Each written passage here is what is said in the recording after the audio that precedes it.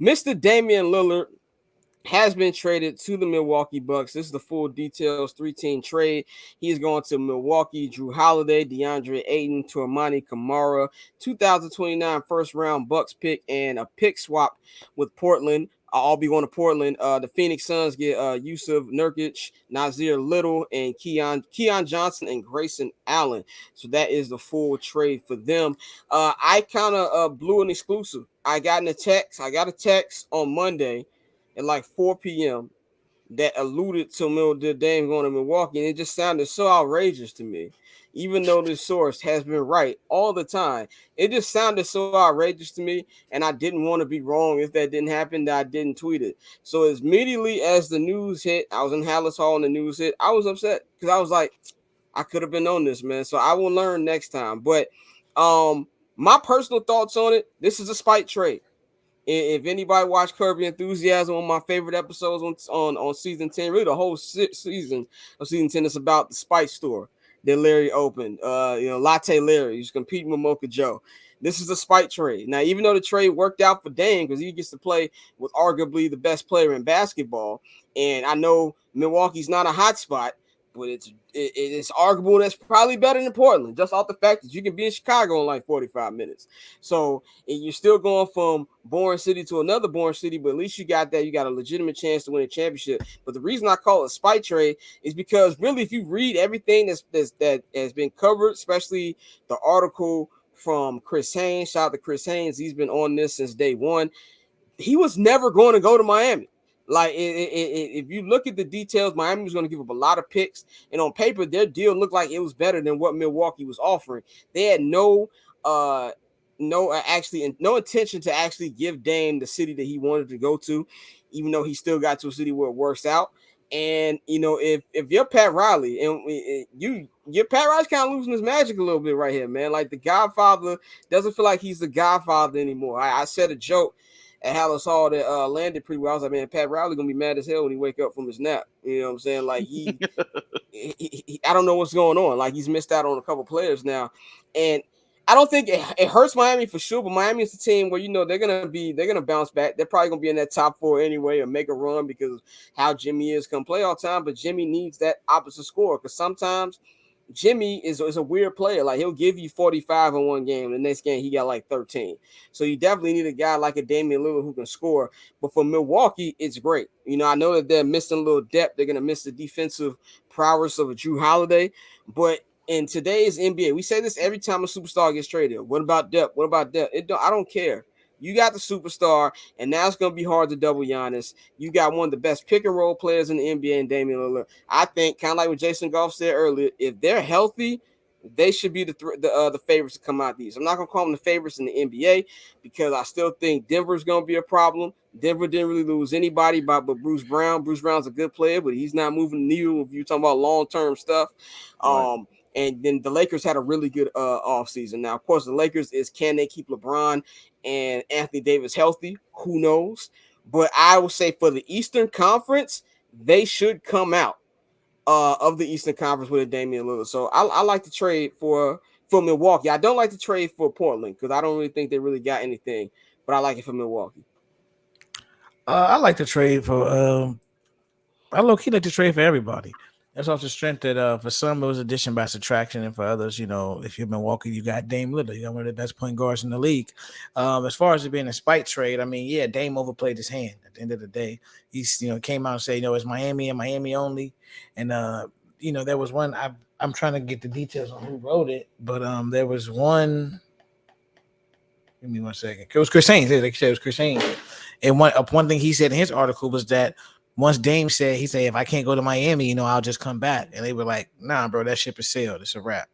So they did what was best for them. And, you bring in an Aiden who, I think he has a potential to blossom there with a young core. And, and the coach is probably going to coach him up. And also what you get back from Drew Holiday, because you will be able to get a nice return from them. They're saying that there's going to be a high price tag on Drew. And I think a lot of these playoff teams will play that. So, a championship ain't in their future this year, the next year, or the next 3 years. So right now you're trying to build toward that so you can use Drew as a piece.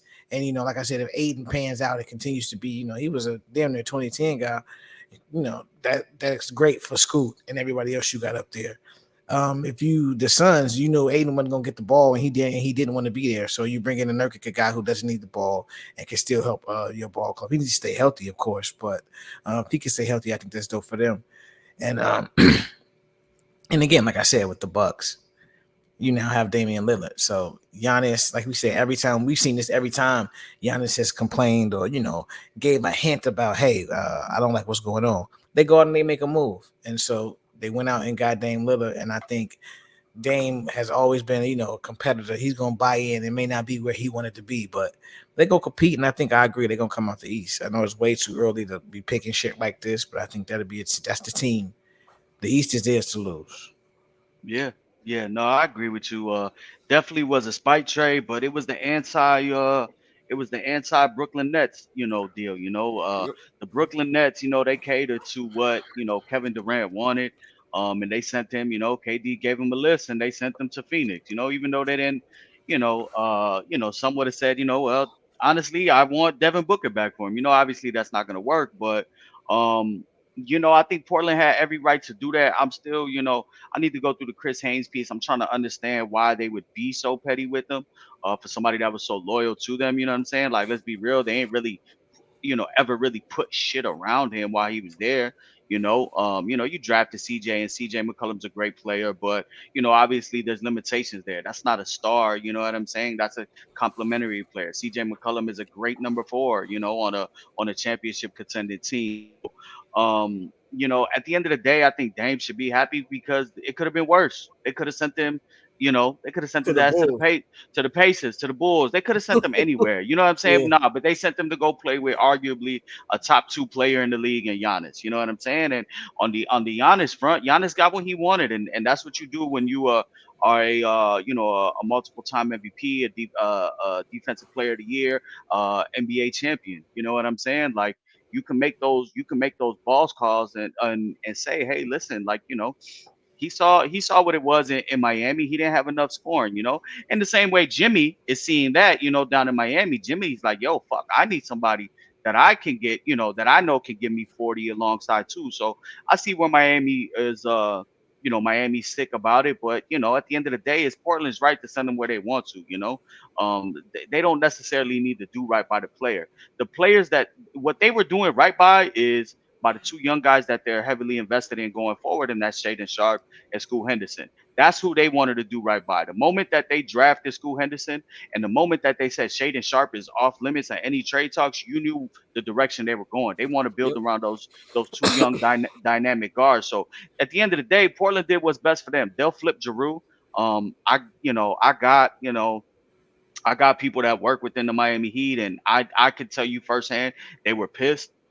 They were pissed the fuck off, and Sources, uh, Mikey. you know what I'm saying? I got feet on the ground, but they're pissed and do not expect any Jrue Holiday to the Miami Heat. Trades coming anytime soon. They really do not fuck with Portland right now, and they got a bad taste in their mouth. So, um, I like that trade, and Jrue is a great player, but obviously when you have Jrue Holiday and you got Dame Lillard, like there's no comparison, and they won with Jrue, so. As long as Portland does right by him and sends him off, I think it was good. And just the Phoenix Suns, they're playing the background in this, but they went ahead and they got some much needed depth that they gave away in the KD trade. So I guess it worked out for everybody. Yeah, I'll say this before we move on to the local hour. I kind of feel like it was a slap in the face to Dame from the article that I read from Chris Haynes. He told the Blazers, well, if you can't get the Miami deal done, I'd just rather stay here.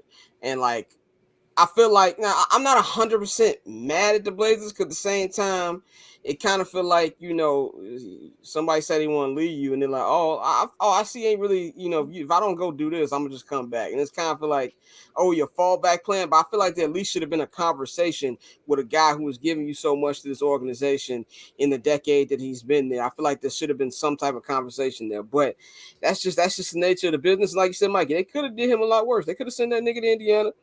They could have Could have sent sent them that nigga to anywhere. They could Detroit. have, yeah. You know what I'm At the end of saying? the day, they sent them to a franchise that within the last 5 years has won a ring and they're consistently there. So Yeah. that's what at the end of the day, at the end of the day, publicly, obviously, you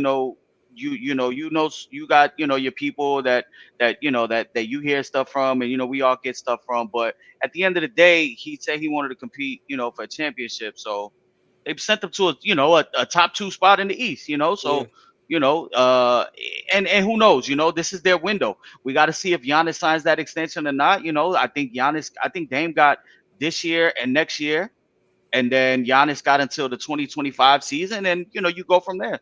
Yeah. And streets are telling me there will be a Joe Cronin diss song coming out soon. So pay attention to that, man. So that concludes our NBA coverage for a couple weeks.